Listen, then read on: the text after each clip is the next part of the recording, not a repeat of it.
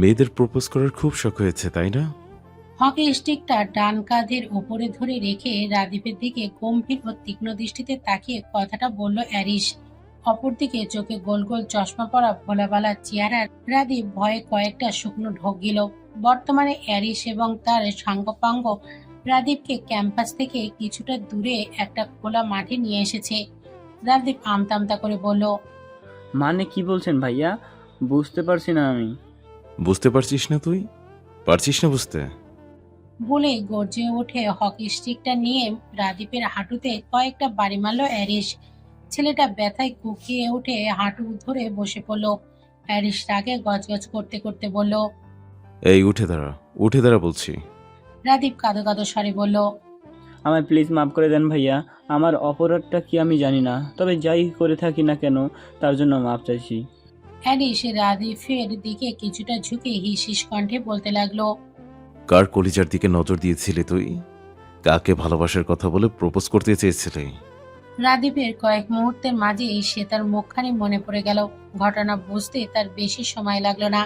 সে অ্যারিসের পায়ে ধরে মিনতি করে বলতে লাগলো, আমি আর ওই মেয়ের দিকে তাকাবো না ভাইয়া। শুধু ওই মেয়ে কেন, কখনো কোনো মেয়ের দিকে চোখ তুলে তাকাবো না। এবারের মতো প্লিজ আমাকে মাফ করে দেন। অ্যারিস হাঁটু গেড়ে বসে রাদীপের চোয়াল শক্ত করে ধরে রাগান্বিত স্বরে বলল, ওই মেয়ে? ওই মেয়ে বলছিস কোন সাহসে? ম্যাডাম বলবি, বুঝেছিস? ছেলেটির ভয়ার্ত মুখে মাথা নাড়িয়ে হ্যাঁ বোধক জানালো। তবুও অ্যারিসের রাগ যেন কমল না। রাদীপকে পুনরায় হকি স্টিক দিয়ে আঘাত করতেই যাবে, তখনই অতি পরিচিত কারোর কণ্ঠস্বর শুনে থমকে গেল সে। কোথা থেকে যেন সেটা দ্রুত দৌড়ে এসে অ্যারিসের উদ্দেশ্যে বলতে লাগলো। ওকে আর মারবেন না প্লিজ, বেচারা না বুঝে সব করে ফেলেছে। মুহূর্তেই অ্যারিসের রাগটা ধপ করে আরো কয়েক গুণ জ্বলে উঠল। পেছনে ঘুরে সে তার দিকে অগ্নিদৃষ্টি নিক্ষেপ করতেই সে ভয়ে চুপসে গেল। সে তা ভয়ে ডুব গিলে বলতে লাগলো। না মানে, আমি বলতে চাচ্ছিলাম। হ্যারিস হকি স্টিকটা ছুঁড়ে ফেলে সে তার কাছে তড়িৎ বেগে ছুটে এসে তার ডান হাতটা মুচড়ে পেছন মোড়া করে ধরল। সে তার ব্যথায় কুঁকড়ে উঠল। হ্যারিস দাঁতে দাঁত চেপে শক্ত কণ্ঠে বলতে লাগলো। ওই ছেলের জন্য তোমার হওয়াটাতে এত দরদ উঠলে উঠলো কেন শ্রেতা মুবাসিরা? কিসের এত টান ওর প্রতি তোমার? তুমি কি ওর প্রতি গলে গিয়েছ? জবাব দাও। শেষের বাক্যটা অ্যারিস প্রচণ্ড জোরে ধর্মকে বলে উঠল। সে তার সহ পেছনে উপস্থিত সবাই কেঁপে উঠল। হ্যারিস পেছন ঘুরে তার সঙ্গীদের রাদীপকে নিয়ে চলে যেতে ইশারা করলো। তারা সঙ্গে সঙ্গে হ্যারিসের আদেশ পালন করলো। ওদিকে সবাই চলে যেতেই হ্যারিস সে তার হাতের বাঁধনটা আরো শক্ত করলো। বাম হাতটাও একইভাবে মুচড়ে ধরলো। ক্ষুব্ধ স্বরে বলতে লাগলো। কথা বলছো না কেন? যন্ত্রণায় সে তার দুই চোখে পানি চলে এসেছে। তবুও সে নিজেকে যত সম্ভব সামনে নিয়ে ভেজা কণ্ঠে বলতে লাগলো। বিশ্বাস করুন, আপনি যা ভাবছেন এমন কিছুই নয়। আমি ওই ছেলেটার প্রতি কোনো ধরনের টান অনুভব করি না। আমি তো শুধু তাকে আপনার হাত থেকে বাঁচানোর জন্য। সে তার কথা সম্পূর্ণ করতে না দিয়ে অ্যারিস আরো শক্ত করে তার হাত দুটি চেপে ধরল। সে তার ব্যথায় মৃদু আর্তনাদ করে উঠল। অ্যারিস ফের একই কণ্ঠে বলতে লাগলো। কেন তুমি ওকে আমার কাছ থেকে বাঁচাতে চাইবে? কেন ওর জন্য তোমার চোখে কাতরতা থাকবে? তোমার চোখে কাতরতা থাকবে শুধু আমার জন্য। জাস্ট ফর এরি Shahrar Khan, not for any one else. You understand? সে তা বহু কষ্টে মাথা নাড়িয়ে সম্মতি জানালো। হ্যারিস ঝাটকা মেরে সে তার হাত দুটি ছেড়ে দিল। সে তা করুণ চোখে নিজের লাল হয়ে যাওয়া হাত দুটি দেখতে লাগলো। হ্যারিস সেদিকে কোনো ভ্রুক্ষেপ না করেই নির্বিকার ভঙ্গিতে সিগারেট টানতে লাগলো। তারপর হঠাৎ সে তার উদ্দেশ্যে বলতে লাগলো। এই পর্যন্ত কতজন ছেলে তোমাকে প্রপোজ করেছে? সে তা ভয়ে চমকে উঠে অ্যারিসের পানে তাকালো। অ্যারিস ভুরুজোড়া কুঁচকে ফের জিজ্ঞেস করলো। কথা বলছো না কেন? সে তা আমতা আমতা করে উত্তর দিল। হিসাব রাখিনি।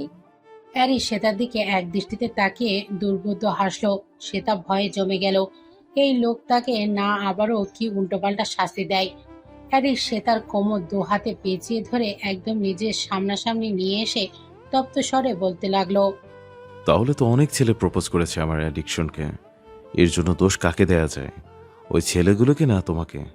অ্যারিসের লাল হয়ে যাওয়া ভয়ঙ্কর ক্ষুব্ধ চোখ জোড়ার দিকে তাকিয়ে কেঁপে উঠল শ্বেতা।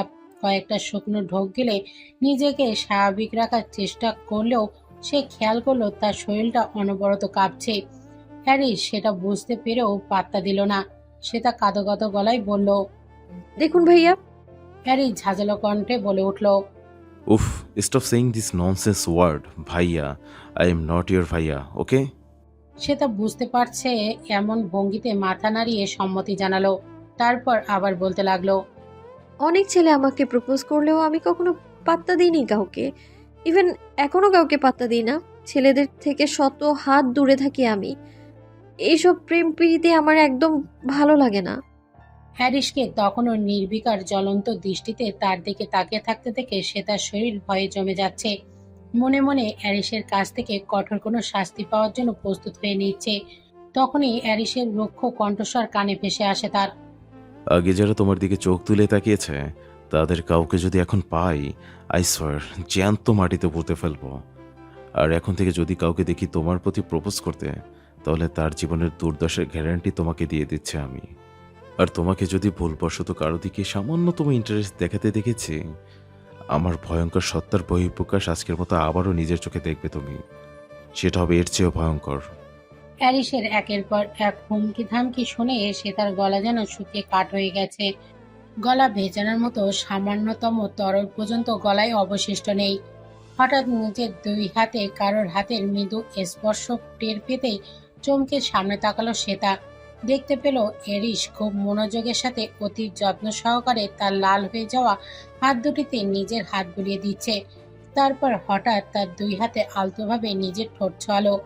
সে তার সমস্ত শরীর এক প্রকার ঝাঁকিয়ে দিয়ে উঠল। অবাধ্য হৃদস্পন্দনে তীব্র গতিতে স্পন্দিত হতে লাগলো। অনেকক্ষণ সময় অতিবাহিত হওয়ার পর সে তার মৃদু নাড়াচাড়া করে বলল। প্লিজ ছাড়ুন আমায়, কেউ আমাদের এই অবস্থা দেখে ফেলে বাজে ভাববে। হ্যারিস ডোন্ট কেয়ার ভাব নিয়ে বলল। ভাবুক, তাতে আমার কি? সে তা কিছুটা সাহস সঞ্চয় করে বলল। আপনার কি মানে?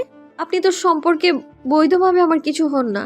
আর তাছাড়া কলঙ্ক লাগলে আমার উপরেই লাগবে। আপনি তো পুরুষ মানুষ।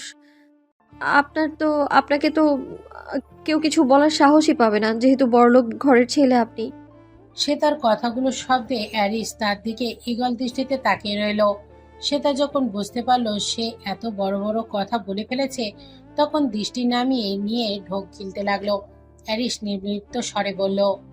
তার মানে তুমি বলতে চাইছো আমি অন্য ছেলেদের মতো তোমার কাছে পরপুরুষ? তা নয় তো কি? অ্যারিস এক দৃষ্টিতে শ্বেতার দিকে তাকিয়ে থেকে কি যেন ভাবলো। তারপর হঠাৎ তাকে ছেড়ে দিয়ে অন্যদিকে ঘুরে তাকালো।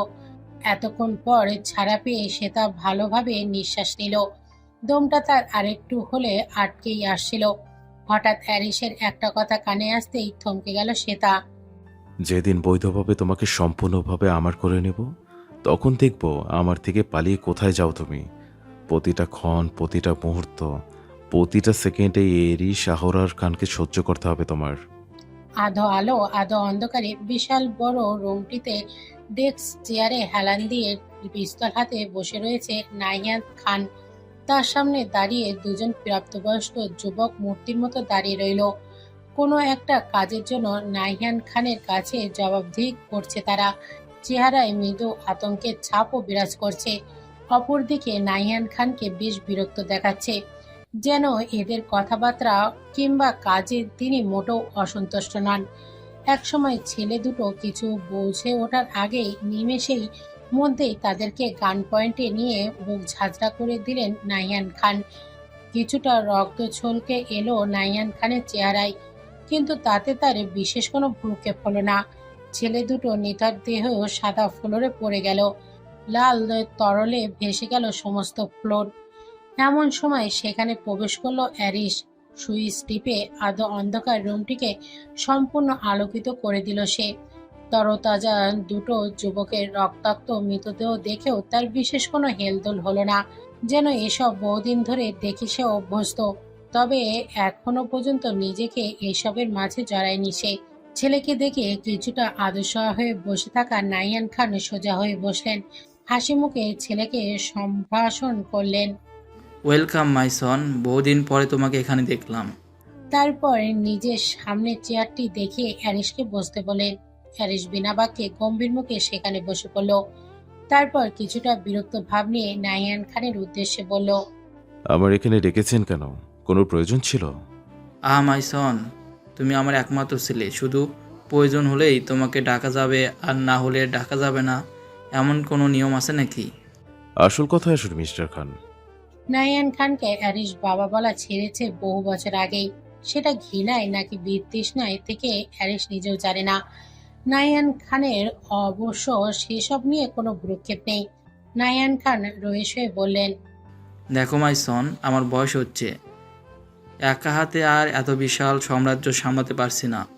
আমার লোকবলের কোনো অভাব নেই, কিন্তু নিজের কারো কাছে দায়িত্ব অর্পণ না করতে পারলে শান্তি পাওয়া যায় না।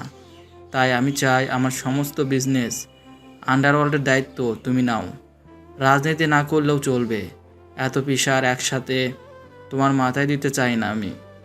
অ্যারিশ বুঝতে পারল তার বাবা তাকে পুরোপুরি জানোয়ার বানানোর প্রক্রিয়া শুরু করতে চাইছে। বাংলাদেশ থেকে শুরু করে ইটালি পর্যন্ত বহু বছরের সাধনার যে বিস্তর মাফিয়া সাম্রাজ্য তিনি গড়ে তুলেছেন, তার গুরুত্বভার তিনি অর্পণ করতে চাচ্ছেন অ্যারিসের ওপর। বাংলাদেশের সমগ্র আন্ডারওয়ার্ল্ড যেমন তার নিয়ন্ত্রণে, তেমনি ইটালিয়ান মাফিয়াদের সাথেও রয়েছে তার অত্যন্ত ভালো যোগসূত্রতা। শুধু তাই নয়, ইতালি ক্যালাভিয়া শহরের নামকরা এবং অন্যতম শক্তিশালী মাফিয়া গ্যাং এন্ড্রাগোগেটা তারই প্রতিষ্ঠিত মাফিয়া সাম্রাজ্য। অথচ অ্যারিসের মাঝে এটা নিয়ে কোনো হেলদোল দেখা গেল না। ছোট থেকেই তার মনটাকে এক প্রকার পাথরে রূপান্তরিত করেছে স্বয়ং নাহিয়ান খান। দিনের পর দিন তাকে সিডিউস এবং ম্যানিপুলেট করে এসব অস্বাভাবিক আর অন্যায় কর্মকাণ্ডগুলোকে স্বাভাবিক করে তুলেছেন তার কাছেই, যে জন্য এসব বিষয়কে তার অন্যায় অবৈধ মনে হয় না অ্যারিসের কাছে। অ্যারিস নির্বিকার ভঙ্গিতে জবাব দিল, তা কবে আমাকে সম্পূর্ণরূপে জানোয়ার বানানোর গুরুদায়িত্ব অর্পণ করবেন? অ্যারিসের কথা শুনে নাইয়ান খান শব্দ করে হেসে উঠলেন। জানোয়ার শব্দটা অন্য সবার কাছে গালি মনে হলেও তার কাছে যেন প্রশংসা বাণী। তাই সেটাকে দারুণভাবে উপভোগ করলেন তিনি। আস্তে আস্তে তিনি বললেন, এই তো, আর মাত্র কয়েকটা মাসের মধ্যেই এর মধ্যে তোমার মাস্টার্স কমপ্লিট হয়ে যাবে। আর নাইয়ান খানকে বাকির কথা বলার সুযোগ না দিয়ে অ্যারিস হঠাৎ ব্যস্ত কণ্ঠে বলে উঠল, আপনার সব শর্ত আমি মেনে নিতে রাজি আছি মিস্টার খান, তবে আপনাকেও আমার একটা শর্ত পূরণ করতে হবে। কি সত্য? সেটা সময় হলেই বলবো, কিন্তু আমার শর্ত পূরণে আপনি অপারগ হলে আমি কিন্তু সব ধ্বংস করে দেব। অন্ধকার কালো জগতের নৃশংস এক বিভীষিকাময় মৃত্যুপুরীর মধ্যে হাজারো রক্তাক্ত ক্ষতবিক্ষত লাশের ছড়াছড়ি, অপরিমেয় রক্ত আর সেসবের বীভৎস দুর্গন্ধে দম আটকে আসার উপক্রম। দূর থেকে ভেসে আসে অসংখ্য নেকড়ের গা কাঁপানোর হাইডলিং। রক্ত হিম করার মতো অন্ধকারে তলিয়ে আছে সমস্ত কিছু। অথচ এসব কিছু সম্পূর্ণ অবজ্ঞা করে রাজকীয় এক সিংহাসনে পায়ের ওপর পা তুলে অত্যন্ত দাম্ভিক ভঙ্গিতে বসে রয়েছে অতি সুদর্শন এক যুবক। অথচ প্রচণ্ড পাষাণ তার চেহারার অভিব্যক্তি, অপরিসীম কঠোর তার অঙ্গভঙ্গি।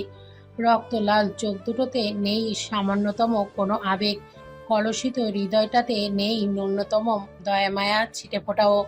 তখনই নূপুরের রিংকে মৃদু ঝংকার তুলে সেই ভয়ঙ্কর সুদর্শনের যুবকের দিকে এগিয়ে আসে ছিপছিপে গরনের এক লালসাময়ী তরণী। ফিনফিনে পাতলা স্কাই ব্লু কালারের একটা লং গাউন তার পরনে, চুলগুলো উস্কো খুস্কো, চেহারা বিধ্বস্ত। করুণ দৃষ্টিজোড়া সেই পাষাণ মানবের দিকে তাক করে মৃদু পায়ে এগিয়ে চলেছে সে। সেই তরুণীকে দেখে কঠোর যুবকের অভিব্যক্তি আচমকা কিছুটা নরম হয়ে এলো। আলগোছে উঠে দাঁড়িয়ে দ্রুত তরুণীটির দিকে দৌড়ে আসলো সে। কঠোর চোখ জোড়ায় আবেগ মিশ্রিত করে তরুণীর রক্তলাল ছলছল চোখ জোড়ার দিকে তাকিয়ে তার গাল জোড়া আলতো হাতে ধরল সে। তারপর প্রচন্ড শক্ত করে তাকে জাপটে জড়িয়ে ধরল, যেন ছেড়ে দিলেই সে চিরকালের মতো হারিয়ে যাবে। তরুণীটি ডুকরে কাঁদতে লাগলো, সেই সাথে যুবকটির চোখ থেকেও ঝরতে লাগলো অনর্গল অশ্রু। হঠাৎ তরুণীটি যুবকটিকে ধাক্কা মেরে সরিয়ে দিয়ে আহত কণ্ঠে বলতে লাগলো, আপনি আমাকে হারিয়ে ফেলেছেন, চিরকালের মতো হারিয়ে ফেলেছেন। তরুণীর এহেন কথায় যুবকটির হৃৎপিণ্ড লাফিয়ে উঠল যেন, কিন্তু মুহূর্তেই চল শক্ত হয়ে এলো তার। হঠাৎ তারই হাতের ইশারায় ওপর থেকে একটি স্বর্ণের খাঁচা এসে তরুণীটিকে আবদ্ধ করে নিল। তরুণী ছাড়া পাওয়ার জন্য প্রচন্ড ছটফট করতে লাগলো, তবুও যুবকটির মায়া হলো না। খাঁচার বাইরে থেকেই তরুণীটিকে শক্ত করে জড়িয়ে ধরে সে দৃঢ় স্বরে বলতে লাগলো, তোমাকে আমি কোনোদিনই হারিয়ে ফেলবো না, না কখনোই হারিয়ে ফেলতে দিব না। তুমি আমার ছিলে, আমার আছো, আর চিরকালই আমার থাকবে, শুধু আমার। শ্রেতা, বলেই প্রচন্ড জোরে চিৎকার দিয়ে ঘুম থেকে লাফিয়ে উঠল অ্যারিস। এই মুহূর্তে নির্ভীক অ্যারিসের শরীর বেয়ে ঘামে স্রোত বইছে, গলাটা শুকিয়ে কাঠ হয়ে গেছে। হাঁপাতে হাঁপাতে চারিদিকে তাকিয়ে সে বুঝতে পারল যে এখন মধ্যরাত, আর কিছুক্ষণ আগেই সেই স্বপ্নটা দেখেছে। এটাকে দুঃস্বপ্ন বলবে কিনা অ্যারিস বুঝতে পারল না। বেড সাইড টেবিল থেকে দ্রুত পানি ভর্তি কাচের গ্লাস নিয়ে মুহূর্তেই শেষ করে ফেলল সে। নিজেকে ধাতস্থ করে অ্যারিস বিড়বিড় করে বলতে লাগলো, শ্বেতা, বোন আমার, প্লিজ আমাকে এবারের মতো মাফ করে দে। আই প্রমিস আর কখনো তোকে বকাবকি করব না, তোর গায়ে হাত তুলবো না। সে তাকে আষ্টে পিষ্টে জড়িয়ে ধরে আদুরে গলায় কথাগুলো বলল শুভ্রা।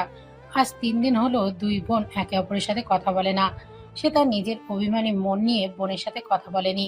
ওইদিকে শুভ্রার আত্মগ্লানি আর বোনের সান্নিধ্য পাওয়ার জন্য ছটফটানি অনুভব করায় নিজে থেকেই বোনের কাছে ছুটে এসেছে। সে তা আড়ালে মুচকি হাসলো, শুভ্রার সামনে গাল ফুলিয়ে ক্ষুব্ধ কণ্ঠে বলল, না, তোকে আমি মাফ করব না। প্লিজ বনু, এমন করিস না। আচ্ছা, মাফ করতে পারি একটা শর্তে। কি শর্ত বল শুনি। আমাদের ভার্সিটি থেকে কিছুদিন পর ট্যুর দেওয়া হবে, সেখানে যাওয়ার জন্য বাবা মাকে কনভিন্স করবি তুই। শুভ্রা বোনকে জড়িয়ে ধরে উচ্ছ্বসিত কণ্ঠে বলল, আরে এটা কোনো ব্যাপার হলো? ধরে নে তোর ট্যুরে যাওয়া কনফার্ম। কথাটা শুনে আনন্দে লাফিয়ে ওঠে শ্বেতা, বোনকে জড়িয়ে ধরল। দুই বোনের লাফালাফি আর নাচানাচি যেন থামছে না। হঠাৎই দরজায় কড়া নাড়ার শব্দে থমকে যায় দুজন। শ্বেতা এগিয়ে গিয়ে দরজা খুলতে ইহানের মুখোমুখি হয়। আরে ইহান ভাইয়া, তুমি কেমন আছো? এই তো ভালো আছি, তুই কেমন আছিস? ভালো। পরক্ষণেই শ্বেতা কি ভেবে যেন ইয়ানকে জিজ্ঞেস করলো। আচ্ছা বলো তো ভাইয়া, আমি কি শ্বেতা নাকি শুভ্রা? ইহান নির্বিকার স্বরে আওড়ালো, শ্বেতা, কিভাবে বুঝলে? তোরা যমজ হলেও তোদের মধ্যে ছোটোখাটো অনেক অমিল রয়েছে। তার মধ্যে একটা হলো তোদের চোখের রং। তোরটা হলো ডার্ক ব্রাউন কালার আর শুভ্রারটা হলো ডার্ক ব্ল্যাক কালার।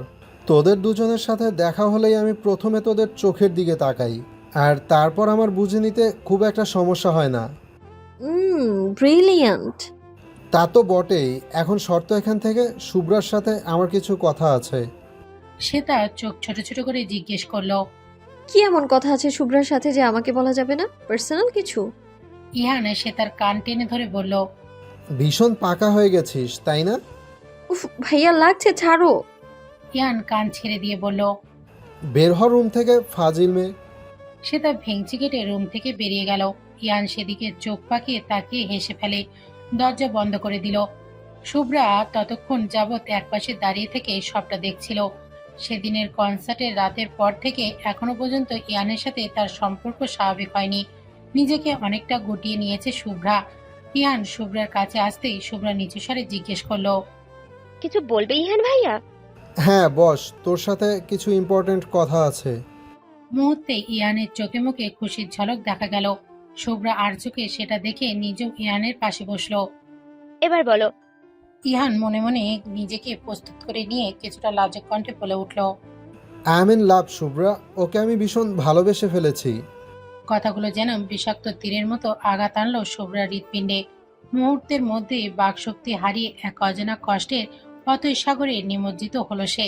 শুভ্রার এই অভিব্যক্তি দেখে এতক্ষণ ধরে উচ্ছ্বসিত থাকা ইয়ানের মুখটাও কেমন স্ম্লান হয়ে আসে। কিরে, হঠাৎ কি হলো তোর? খুশি হসনি তুই? শুভ্রার মধ্যে হঠাৎ একটি অদম্য শক্তি এসে ভর করলো যেন। মনে পড়ে গেল ঈশার বলা সেই কথা, ভালোবাসা কখনো জোর করে পাওয়া যায় না। নিজের ভাগ্যের নির্মমতাকে মেনে নিতে শুভ্রা মনে মনে প্রস্তুতি নিয়ে নিল। যে তাকে মন থেকে চায়নি, তাকে সে কিভাবে পাওয়ার আশা করে। শুভ্রা অনেক কষ্টে নিজের চোখের পানি নিয়ন্ত্রণ করে উচ্ছ্বসিত কণ্ঠে বলল, কংগ্রেচুলেশন ভাইয়া। ইয়ান হাসি মুখে নিজের ফোন বের করে গ্যালারি ঘেটে একটি মেয়ের ছবি দেখালো। বেশ সুন্দরী আর ছিমছাপ গরমের একটি মেয়ে। ইয়ান শুভ্রার উদ্দেশ্যে বলল, কিরে, কেমন লাগলো মেয়েটাকে? শুভ্রা চাপা কষ্ট নিয়ে বলল, তোমার গার্লফ্রেন্ড বানিয়ে ফেলেছো? না, এখনও গার্লফ্রেন্ড হয়নি। কয়েকদিন ধরে ওকে দেখেছি। বন্ধুত্ব হয়েছে মাত্র কয়েকদিন, কিন্তু খুব তাড়াতাড়ি সম্পর্ক হয়ে যাবে আশা করি। ও, মেয়েটাকে কেমন লাগলো বললি না যে? খুব সুন্দর, তোমার সাথে খুব মানিয়েছে। ওর নাম সোনালিকা, তোর ফিউচার ভাবি। এই কথাটাও তীরের মতো আঘাত করলো শুভ্রার বুকে। তবুও সে নিজেকে সামনে নিয়ে বলল, এত তাড়াতাড়ি কাউকে ভালোবেসে ফেললে ভাইয়া? আবার তাকে বউ বানানোর পরিকল্পনা করে ফেলেছ। হ্যাঁ, হঠাৎ করেই হয়ে গেল আর কি। All the best. বিয়ে করে বউকে নিয়ে অ্যাব্রোড সেটেল হয়ে যাও। দোয়া করি তোমার দাম্পত্য জীবন যেন সুখের হয়। আরে দাঁড়া দাঁড়া, তুই কোথা থেকে কোথায় চলে যাচ্ছিস? এখনই বিয়ে, বউ, দাম্পত্য জীবন, অ্যাব্রোডে সেটেলড হওয়ার কথা শুরু করে দিয়েছিস? তুমি তো আগেই তাকে আমার ফিউচার ভাবি বানিয়ে ফেললে, তাহলে আমি আগে থেকে এগুলো বললে সমস্যা কি? কি হয়েছে রে তোর শুভ্রা? তুই কি কোনো কারণে আপসেট? না, আমার কি হবে?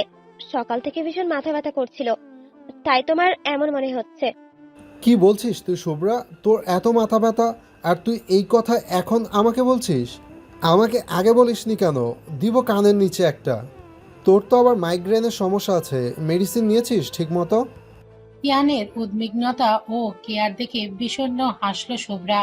তার প্রতি এত কেয়ার করা, চিন্তা করার মানুষটা অন্য কারোর হয়ে যাবে ভাবলো। বুকটা মোচড় দিয়ে ওঠে শুভ্রার। পৃথিবী যেন ওলটপালট হয়ে যাচ্ছে তার কাছে। শুভ্রা বিষণ্ণ হেসে জবাব দিল, আমি ঠিক আছি ভাইয়া, আমাকে নিয়ে তোমার এত চিন্তা করতে হবে না। তুমি বরং তোমার নতুন রিলেশনের উপর বেশি ফোকাস দাও। আফটার অল তোমার জীবনে তোমার স্পেশাল মানুষটি এসে গেছে, তাকে তো বেশি করে সময় দেওয়া উচিত। বলেই দ্রুত দরজা খুলে এক দৌড়ে ছাদের উপর চলে গেল শুভ্রা। ছাদে রেলিং ঘেঁষে বসে পড়ে দুই হাতে মুখ ঢেকে কান্নায় ভেঙে পড়ল সে।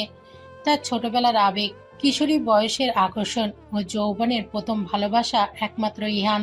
তাকে নিয়ে হাজারো স্বপ্ন রচনা করেছে সে, অথচ মুহূর্তের মধ্যেই সেই স্বপ্ন ভেঙে তছনছ হয়ে গেল। ভালোবাসার অপ্রকাশিত কথাগুলো ইয়ানকে বলা হলো না, আর কখনো বলাও হবে না, কারণ মানুষটা যে অন্য কারোর হয়ে গেছে। ওইদিকে ইহান ক্রমাগত ছাদের দরজা ধাকাচ্ছে, অথচ শুভ্রার দরজা খোলার বিন্দুমাত্র আগ্রহ কিংবা তারা দেখা দিল না। আমাকে কোথায় নিয়ে যাচ্ছিস তোরা? আমি কিন্তু ওর বাসায় একদমই চিনি না। রাত 8টার আগে আমার বাড়ি ফিরতে হবে, না হলে আম্মু আমাকে আর আস্ত রাখবে না। Dark black floral print gown পরিহিত সে তাকে এই মুহূর্তে অপ্সরার মতোই লাগছে। ড্রেসের কালারের সাথে ম্যাচিং করা স্টোন অর্নামেন্টস, চেহারায় হালকা প্রসাধনী ছোঁয়া, কালো লম্বা চুলগুলো কাল করে পিঠময় ছড়িয়ে দেওয়া। অথচ নিজের এই সৌন্দর্য নিয়ে একটুও আগ্রহ নেই সে তার বান্ধবী অহনা ও অনামিকাকে একের পর এক প্রশ্নবাণে জর্জরিত করে যাচ্ছে। তাকে এই ড্রেস পরিয়ে দিয়ে সাজিয়ে সজ্জিত করে দিয়েছে তারা। অনামিকা বিরক্তি হয়ে বলল, উফ শ্বেতা, একটু চুপ করবি? আমরা তোকে নিয়ে বাজার করে দিব না।